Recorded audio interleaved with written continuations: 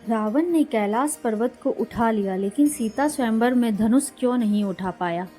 अक्सर लोगों के मन में यह सवाल आता है कि रावण ने कैलाश पर्वत को उठा लिया, लेकिन सीता स्वयंवर में शिव के धनुष को क्यों नहीं उठा पाया।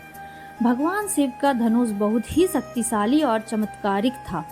इस धनुष को भगवान शिव ने स्वयं अपने हाथों से बनाया था।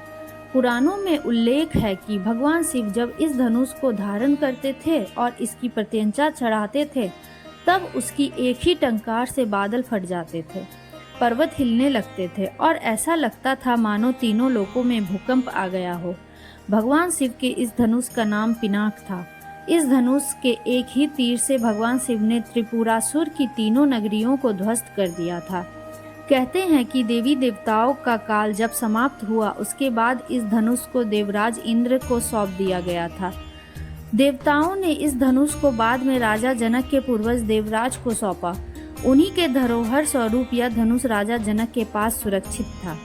राजा जनक इसको अपने महल में पूर्ण रूप से सुरक्षित करके रखते थे। एक बार अचानक बाल्यावस्था में देवी सीता ने खेल खेल में उस धनुष को उठा लिया, जिसको देखकर राजा जनक आश्चर्यचकित हो गए।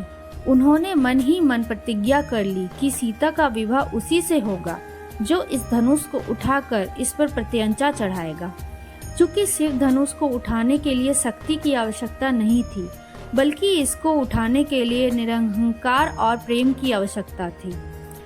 जब रावण उसको उठाने के लिए आया तो रावण के मन में बहुत ही अहंकार था। उसके मन में भगवान शिव के धनुष के प्रति सम्मान कम था और खुद के प्रति अहंकार ज्यादा था।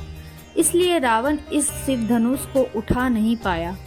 कहते हैं जितनी शक्ति रावण उस शिव धनुष को उठाने के लिए लगाता था, शिव धनुष उतना ही भारी होता जाता था। रावण के द्वारा उसको हिला भी नहीं पाया गया। जब श्री रामचंद्र जी की बारी आई, तब भगवान श्री राम को अच्छे से पता था कि यह शिव जी का धनुष है।